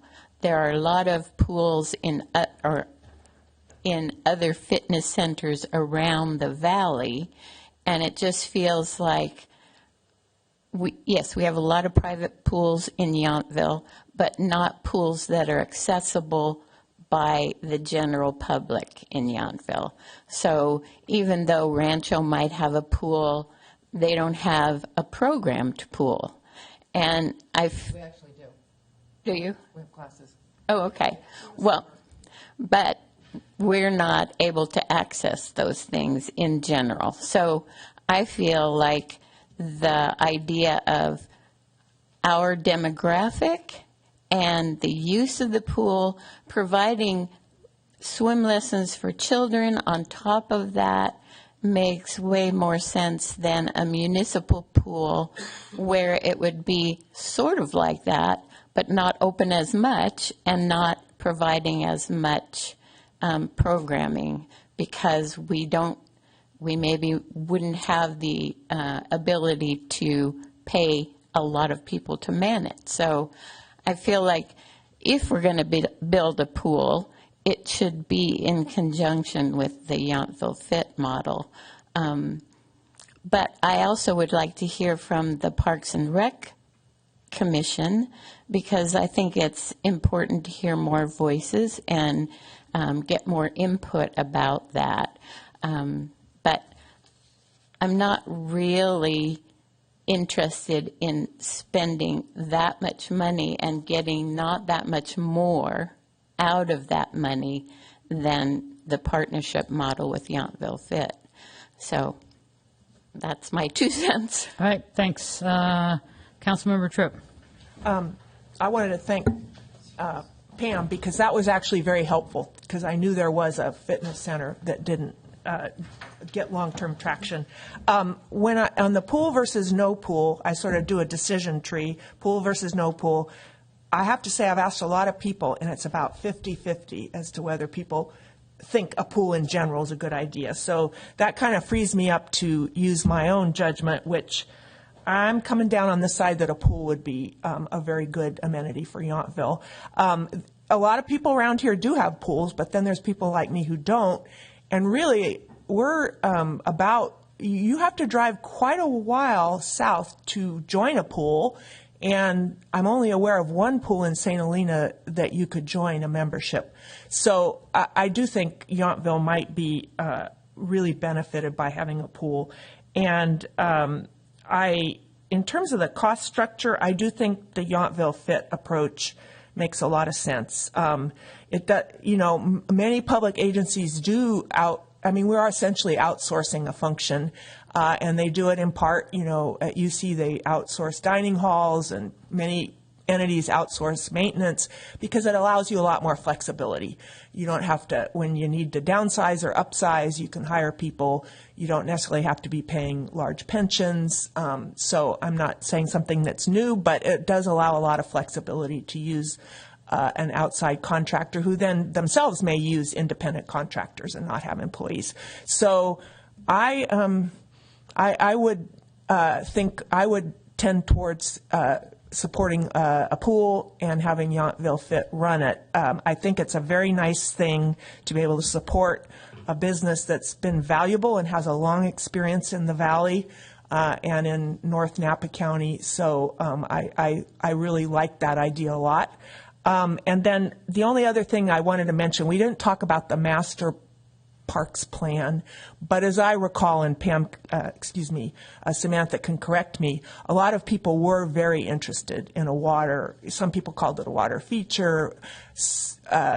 So it was a big area of interest for the community. I can't remember the exact numbers. So when push comes to shove, based on my own asking people, I think there would be an interest. And maybe Sam does want to speak to what the community thought, because I can't remember the exact results of the master plan. But so I'm in favor, and I'll just get to the bottom line, of Yountville Fit and a pool. Yeah. With the one other thing that is just, it would be really nice if we could just have a little more space. I know we want to have a very rectangular structure, but a little more space if somebody did want to just sit out there in their lounge. And so that would be my only comment. And I don't know if it's possible to design it that way. Maybe take the spa out, or it doesn't take that many square feet to put a little bulb in or something. But that's just personal opinion, and so I would defer to the experts. Are you talking about the pool or the seating outside the pool? I'm talking about the pool. Oh, yeah. Whether that you could have a little bulb or... Yeah, just so you know, this design has evolved a tad. There is some logic to keeping it rectangular. This gets into covers and energy efficiency. But see the step down on kind of the left side, I think that creating a bigger rectangle and having those areas on either side of the stairs being an area you can just hang out if people are doing lap is the most current design, even though we're sort of working through it. So I think that exists, and we can talk. So you're just talking about lounging in the pool, cooling off, and staying out of like an exercise area. Yeah, and if and when we eventually have kids swimming, you do a lot of work with kids sticking your head under the water, and you don't need much space, but why have them sitting out in the lanes if we do offer kids swimming lessons? I think that's a great point, and I do think we're looking at that exact thing for that area, as I said, to kind of the left to square it off. So we will take that into consideration. I think it makes a lot of sense. Councilmember Knight. Thank you, Mayor. So I definitely lean into the town investing in a pool. I think beyond the fact that there's just such a value, I think, for our community to have a pool for not only health reasons, but just for value of a community. To have a fitness center and a pool will bring great value to the community, and an immense health benefit as a blue zone community, having a pool for exercising for people that have limited mobility and all that. I think that the pool is just needed for us to really kind of, when we're talking about all the projects we've done over the last 25 years of a community center, from starting with just a community hall to a community center, now Yountville Commons and a pool. We're just bringing the community together by providing all these uses, and I think it's an addition. It'll add an added benefit for our rec program. So I'm all into having maybe going back to Parks and Rec to just talk about a pool. I don't think there's much value in a exercise area. It's fine if PRAC wanted to talk about a non-pool option, but I think our benefit is looking at how do we make this pool work best, and how does PRAC and our rec program and our rec guide create a hybrid where we can just create more interest, more use, make it more financially viable for a fitness center or for residents or non-residents to use the pool. I think it's wise for us to do that. And my only input from my wife, who spends most of her weekends either at Goat Rock hiking or Valentine Trail, is that she just wants a program where she can go and lap swim. And I think she understands, we all understand, like Councilmember Reeves said, that even when we were up at the vet's home, there was a fee, that there might be a fee to just be a drop-in swimmer to do swimming, that we talk about really having that option so that they don't have to necessarily belong to a fitness center, but there's a way, and maybe that conversation would be something that PRAC could offer, and as you talk with them about this program, because I'm interested in their input.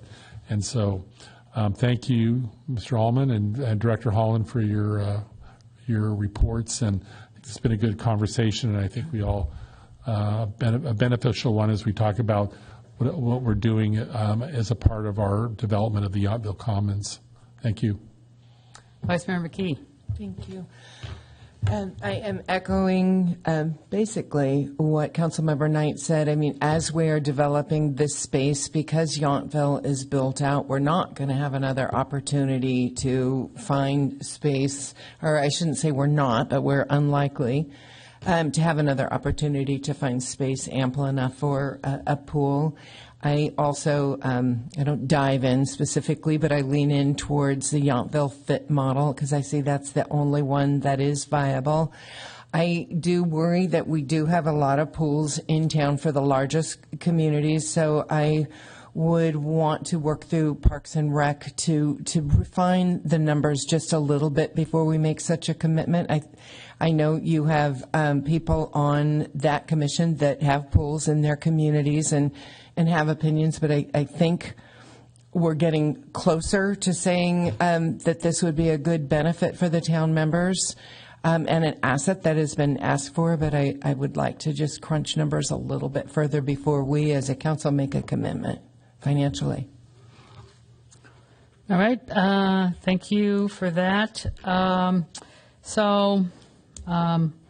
As my comments are, as we really kind of consider the future of the Yountville Commons property altogether, I think this is an important conversation, and I do want to express my support for option one, which would be a pool as described and run by Yountville Fit. So I think this partnership model, it's only been a year, but things have gone amazingly well, so I'm very happy about that. And it just looks like the most promising path forward. So, plus, I think this is the most physically responsible model. I think this is like a big, certainly, something that's weighed heavily in my mind. It really leverages our existing community expertise, a little bit with Sam and a little bit now with Donovan, and really has a lot of diverse programming, for our civic uses that we just do not have. And the projected, as I mentioned before, financial trajectory, I think, is going to be very modest for the first 2 years, and it says year 3 there's going to be a profit. I like profit, so that is very persuasive to me. So, and I really think that this really suggests that we talk a lot about, but this really has some numbers right now for long-term sustainability for this project without placing a lot of additional undue burden on the town budget. So I think there's a lot of real key important aspects to that. So with that said, I think that I too would like to hear directly from the Parks and Rec Advisory Commission. They've really helped us out a lot of times. It's like, oh, well, even though we talked a lot about the pool, I'm sure they can talk a lot more about the pool and maybe come up with some different things we might want to consider before it comes back to council for a final decision. And I definitely heard a unanimous opinion that we all want to do this. So, and I really want to, what I don't want to have is like, wow, you guys made a decision already. It's like, no, we're going to Parks and Rec. That's going to take some time. So everyone's going to have an additional opportunity to weigh in. I think that's going to be very important.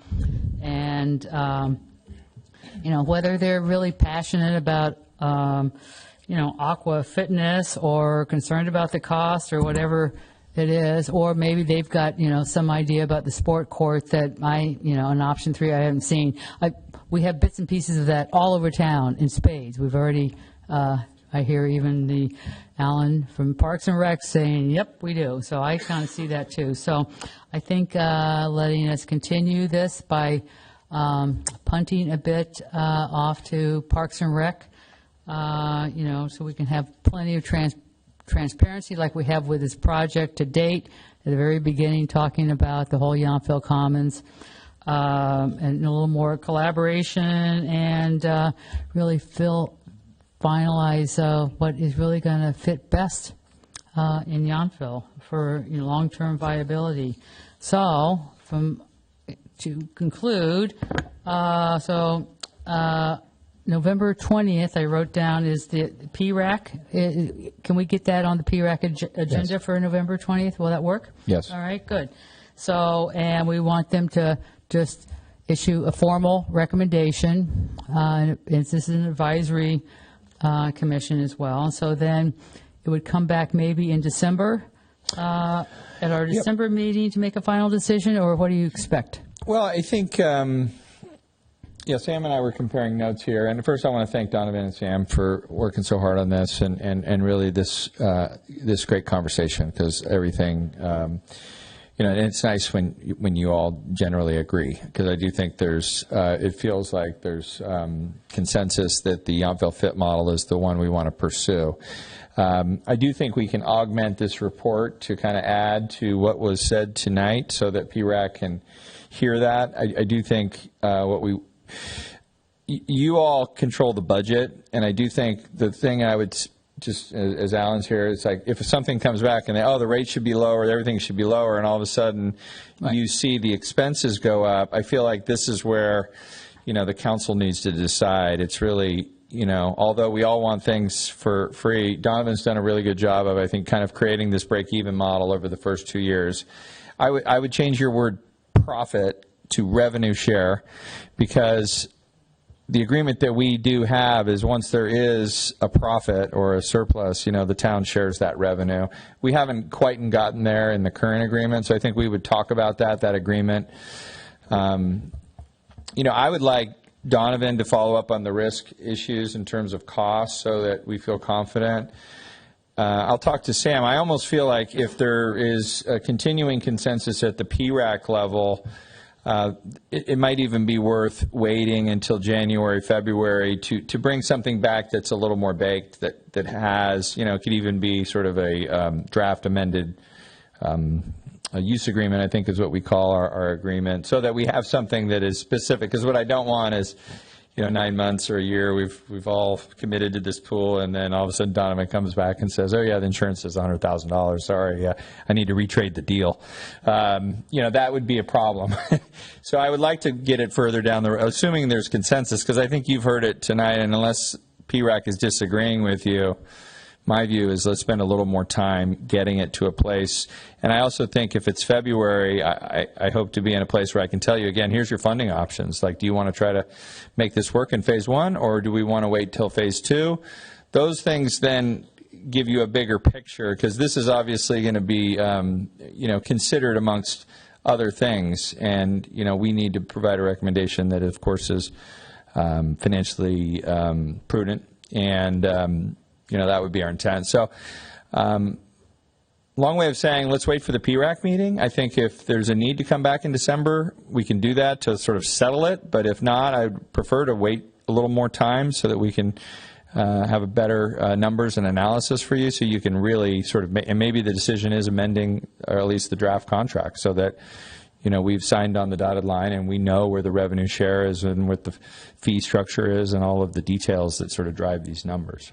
Would it be helpful at all if we went to PRAC on November the 20th, came back to council in December with a final decision, contingent upon getting those numbers? Would that be of any help to you or not? It could be. I mean, I do feel like... Just let us know. I mean, I don't think we need to nail that down, but that's a possibility that if you just want, okay, we know we're doing this, so now let's put all the effort into getting that. That might be a possibility. We'll certainly report back. And I think whether there's a need for you to chime in as a council to make a final decision, we'll let you know. But I think there's work to be done to get to, because there's not a final decision until we agree on an amended contract. And I think having all those numbers and also having a better cost estimate in terms of exactly what it would cost, I'll hopefully have better answers on the bathrooms.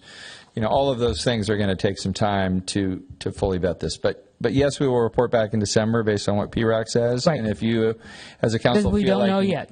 Yeah, you feel like you Public need to refine your direction, or I just don't think we'll be at final decision time until we really know all of the dollars and cents of it. Okay. So just so the general public kind of knows pretty much the direction we're going. Councilmember Tripp, last comment? I just want to ask the town manager, having worked a lot with insurers, having a letter or a letter of intent or something along those lines would really help Donovan get a real number, because I suspect it is going to be a number that can impact the budget. So I'd really support that idea. And then I really support also your idea that we look at this at some point as a larger picture, even though we're committed to this piece, because this is the first time we've really seen any numbers around the project. And I know you're working on them and they're coming to us, but this is really a smaller part of the whole piece. So I really want to be able to look at the numbers in total. But in terms of the business process here, I think something, whether it's a letter of intent or Gary can guide you, or a letter just describing the size of the pool, the anticipated people, the uses, would be very helpful in refining the costs. So other than that, that's... Okay, makes sense. All right, let's move on to item 12, staff presentation and informational reports. Brad, you want to organize this for us? I'm looking at, I know John has something to report, so I think Celia and Aaron gave me the no comment look, so Sam has said enough, and then I'll come over to Hillary. They yielded their time to me, so I'm John Ferns, your Public Works Director. Two quick things. Just a reminder of the weather. We have a wind advisory from 10 p.m. to 4 p.m. tomorrow, so when that happens, we close the Vine Trail as well as the Hopper Creek Path to make it safe for the traveling public. We are expecting an inch to an inch and a half of rain with this storm. Everything's empty right now. All the storm drains have been cleaned, so everything should be fine. We're prepared. Just got to wait for the rain to happen. The other item I would like to report about is the Yountville Crossroad Calvet water line. We had a meeting out there on site this afternoon at 1 o'clock, and we're still on schedule to do that project next week. The 10th, we're going to dig the hole and expose the pipe and then plate the hole. The 11th is a holiday, so no work will happen on Veterans Day. And then November 12th, the water is going to get turned off. They're going to insert the valve, turn the water back on. So the customers will be without water for the duration of Wednesday. And then by Wednesday evening, the water will be back on, but they'll be subject to a boil water notice for the following 2 days.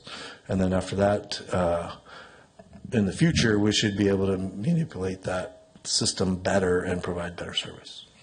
Okay, great. I just wanted to thank you, John. I rarely get email compliments, but somebody was very impressed by your quick and helpful response on a dog park question on maintenance around, of all things, mushrooms. Oh. When I first got the email, I thought, wow, people are doing really interesting things at the dog park.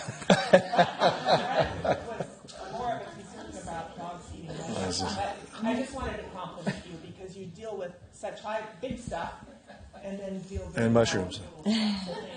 Absolutely. Thank you. Yeah, and I want to pile on the compliments just real quick before we pass it over, because two things. First of all, if you saw John was the new movie star explaining the spillway and our most recent Yountville connection. I think that was a really good explanation and a good job.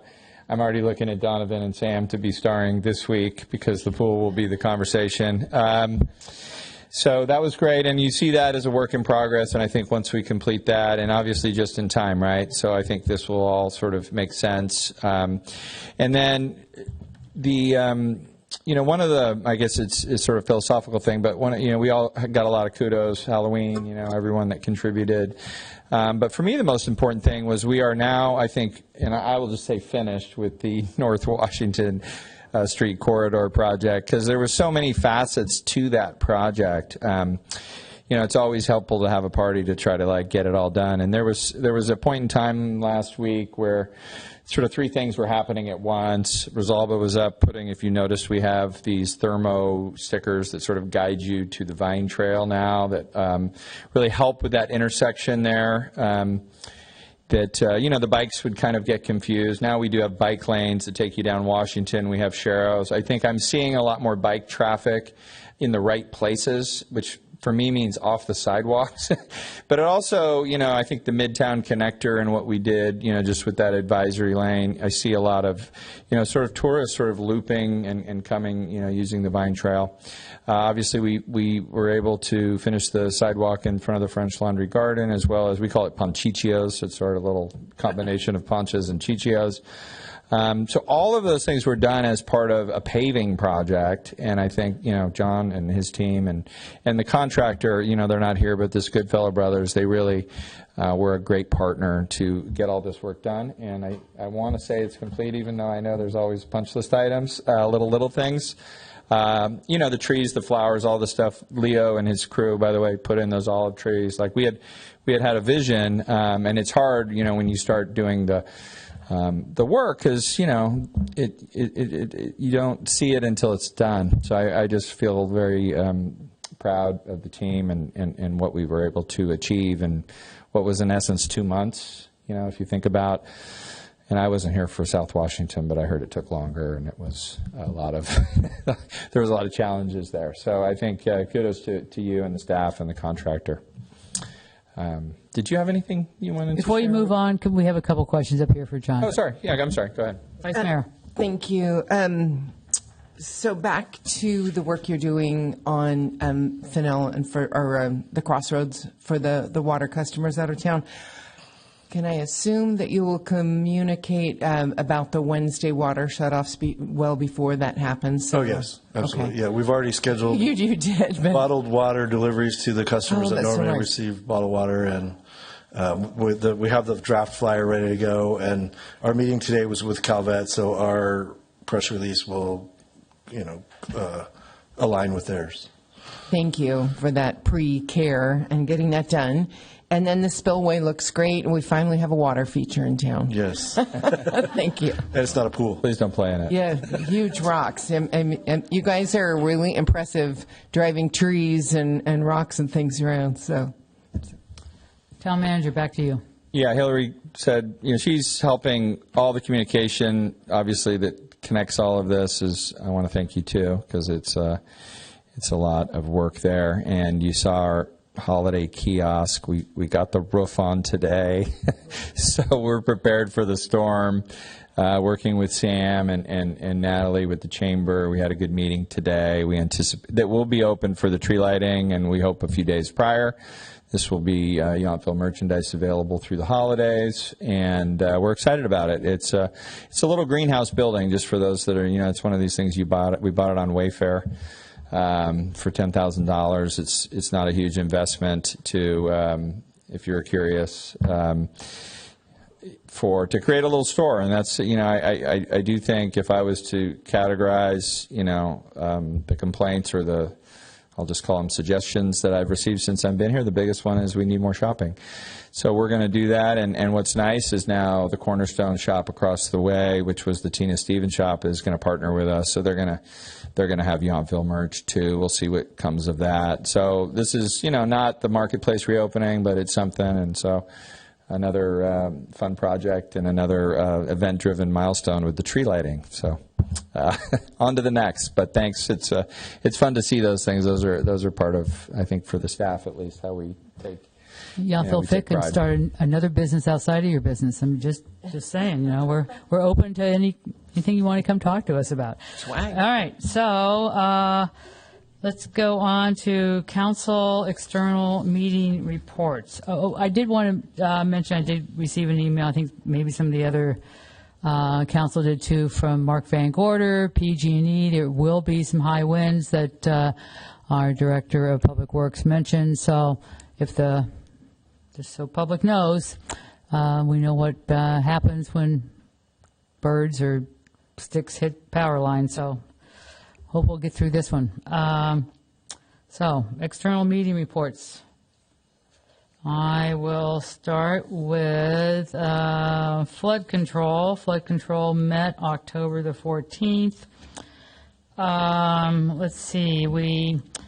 We're waiting for our project partner agreement, but the federal government had shut down at that time, so we made a plan to to still go out to bid on November the 14th and keep the project. This is a $34 million project. Keep that moving along, and we're enacting Plan B. So we're going to move ahead for design bids without the ASA office approval, and with Caltrans. Update from our MVTA on October the 15th. We did get an update from Caltrans. There's a really terrible section right outside of Madison on 29, and they say that they will be about 6 miles north, that they will be working on that between October 27th and March for about 45 days. So that hopefully will get fixed. And we have an ad hoc group that was formed at MVTA. We're going to be taking a look at the bylaws for MVTA and the governance of the number of board members we have. And also we have a mandatory that all the mayors from all the municipalities, but not the chair of the supervisors board, must be a board member. So all that's going to be up for discussion. I think our next meeting, or our first meeting for the ad hoc, is November the 17th. So I'll fill you in on that as it moves ahead. And Vice Mayor, MVTA? MVTA, the Accessible Transportation Need Assessment is working through the staff mobility manager with the goals of better coordination and education and connectivity. So they're instituting a dedicated mobility manager and a recurring committee with the responsibilities to approach the lack of awareness of transportation options and how to access services as a solution to have dedicated coordination for older adults, people with disabilities, and organizations while supporting the regional mobility efforts like MTC and the more Bay Area transportation plan. But so this is more of a focus on educating older adults, again, and people with disabilities on how they can access transportation. Okay, thank you for that. Let's see, Councilmember Knight.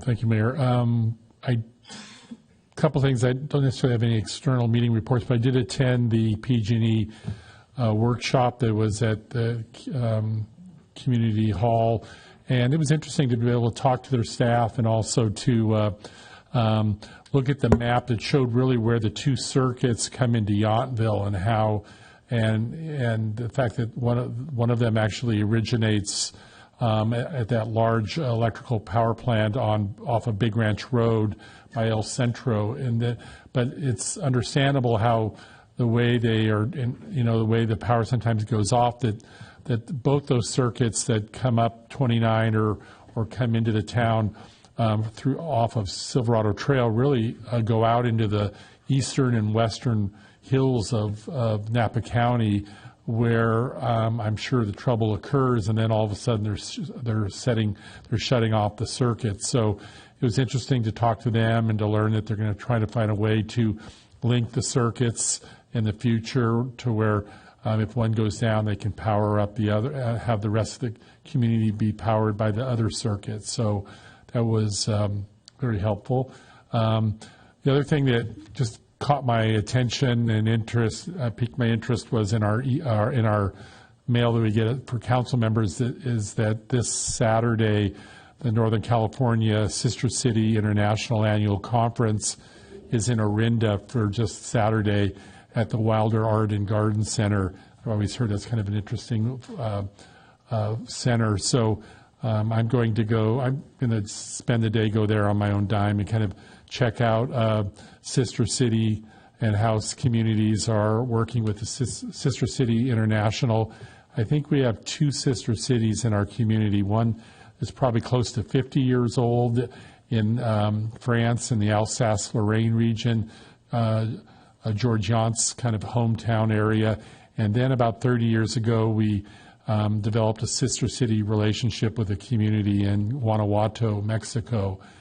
So I'm going to spend the day there, kind of see. I think it's interesting maybe at some point in the future us to talk about that, about how reigniting our sister city relationships might be good for the community and interest and travel to our town. So I thought we had one too. We did quite a while ago, someplace in Japan.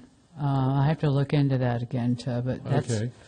We might have. I thought about that, but I wasn't sure. Does our town clerk know anything about that one?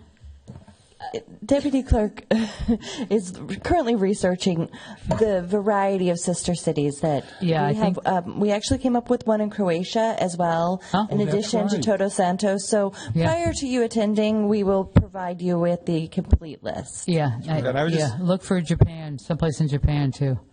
Yes, I recall that. There's a missing sister. Yeah, there could be. Now, I would tell you as you go, make sure to actually be an official sister city, you have to be a member. There's costs associated with it, and you can make a resolution, and unless you maintain your membership, you're technically not a sister city. Just so you know, I know there's an alternative that people have developed. I can't remember what it's called, but it's. Do you know what I'm talking about? It's not sister, but it's a similar where you have a relationship. But the fees have gotten to a point where some people are kind of like, I don't know that I want to be a sister city anymore because you have to pay into the association. So just I don't know the current details, but we might also explore options if we do want to renew those relationships. I just want you to know there are different ways to do it. And well, I'm just attending as an individual, and you can. There's some fee break if you're a member, but I just was going to attend to spend the day there in Orinda and check it out and bring some information back. I thought it'd be interesting. So, yeah, I think they're always interesting. I think art is always, and I know Todos Santos is like in a little art enclave. So I think I just share with you read the fine print, and I do think we can talk about it as a group through budgeting if it's something like you all want to prioritize. It's not a huge expense, but it is something you need to consider as a group. Thank you. Thank you. All right. So with that, just to remind everybody, in our consent calendar, the council unanimously approved to cancel our town council meeting for November the 18th. So I'd like to ask for a motion to adjourn to our next regular town council meeting on Tuesday, December the 2nd at 3 p.m. Mayor, I'll move to adjourn this meeting, and we'll see you on December 2nd. I'll second. And all in favor, say aye. Aye. Any opposed, any abstain? Okay, that's a wrap, everybody. Good night.